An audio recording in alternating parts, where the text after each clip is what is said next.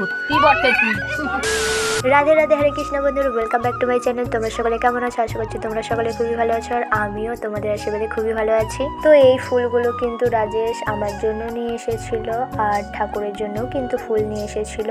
তো দেখো বন্ধুরা, এখানে গোলাপ ফুলও ছিল, আর এখানে কিন্তু বেল ফুলও ছিল। আর বেল ফুল দেখো অনেকগুলো কিন্তু কুড়ি আছে, আবার অনেকগুলো ফুল ফুটেও গেছিল। আর জেঠিমাদের ফ্রিজে এখানে রেখে দিচ্ছি, যেহেতু কালকে পুজো হবে, পুজোতে লাগবে। আর কালকে কিন্তু একাদশী ছিল, পাপমোচনী একাদশী। এই একাদশীটা নাকি পালন করলে সমস্ত পাপ ক্ষয় হয়। প্রতিটা একাদশীরই কিন্তু আলাদা আলাদা মাহাত্ম্য আছে।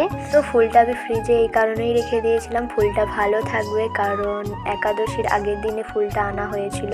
তো আমিও কিছু ফুল নিয়েছিলাম, আর জেঠিমাকেও কিন্তু কিছু ফুল দিয়েছিলাম। তো আমি সমস্ত পুজো কমপ্লিট করে কিন্তু এখানে শ্রীমদ্ ভগবদ গীতার মোক্ষযোগ আর শ্লোক 23 নম্বর পাঠ করে নিচ্ছিলাম। আর এখানে দেখো ভগবানকে আমি ভোগ লাগিয়েছিলাম, মাখা সন্দেশ আর কলা জামাইবাবুকে আনতে বলেছিলাম। তো দেখো এখানে কিন্তু আমি হরি মন্দিরেও ফুল দিয়েছিলাম, হরি মন্দিরে গোলাপ ফুল দিয়েছিলাম, আর মহাদেবকে কিন্তু আমি বেল ফুলের মালা দিয়েছিলাম।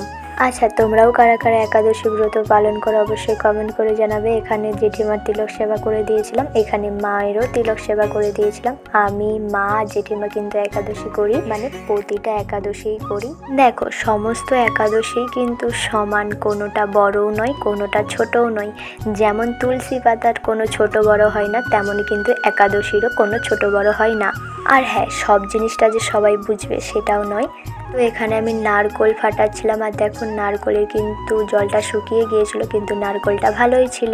তো জানি না এটা হচ্ছে কি আমরা কি তৈরি করছিলাম, তবে সাবুকে ভালো করে ভিজিয়ে জল ঝরিয়ে তারপরে কলাটাকে খুব ভালো করে মাখিয়ে তার উপরে কিন্তু সাবু দিয়ে দিয়েছিলাম, আর তারপরে আমি নারকোলও দিয়ে দিয়েছিলাম, আর স্বাদ অনুযায়ী চিনিও দিয়ে দিয়েছিলাম। ভালো করে মিশিয়ে একটা খাবার তৈরি হয়ে গেছিলো। তো যাই হোক, জানি না, তবে এই খাবারটা কিন্তু বেশ ভালোই লাগছিল।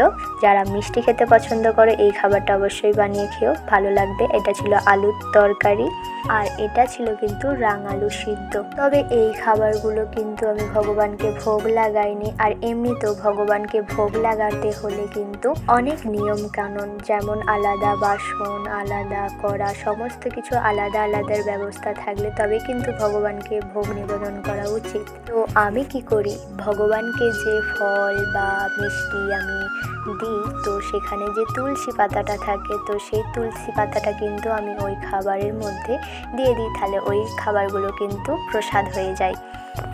তো জানি না, আমার মনে হয় যে তুলসী পাতা যদি ভগবানকে, তো ওটা অর্পণ করেছিলাম, ওই তুলসী পাতাটা যদি আমি ওই খাবারের মধ্যে দিয়ে দিই, তো আমার বিশ্বাস ওটা ভগবানের প্রসাদই হয়ে যায়। কথাই আছে, বিশ্বাসে মিলাই বস্তু তর্কে বহুদূর। ফুটন্ত গরম জল কিন্তু আবার মায়ের পায়ে পড়ে গিয়েছিল। এই ভিডিওটা বানানোর এটাই কারণ যে তাড়াহুড়ো করতে গেলে কিন্তু আমাদের বাড়াবাড়ি হয় সব সময়। অনেকটা বেলা হয়ে গিয়েছিল, মা তাড়াতাড়ি করছিল, কারণ আবার বাবা দিদিদের জন্য ভাত রান্না করতে হবে। তো তোমরা কাজ করলে কিন্তু খুবই সাবধানে কাজ করবে। আমাদের গ্যাসটাও শেষ হয়ে গেছে, এখন গ্যাস বুক করাও যাচ্ছে না। তো আজকের মতো টাটা।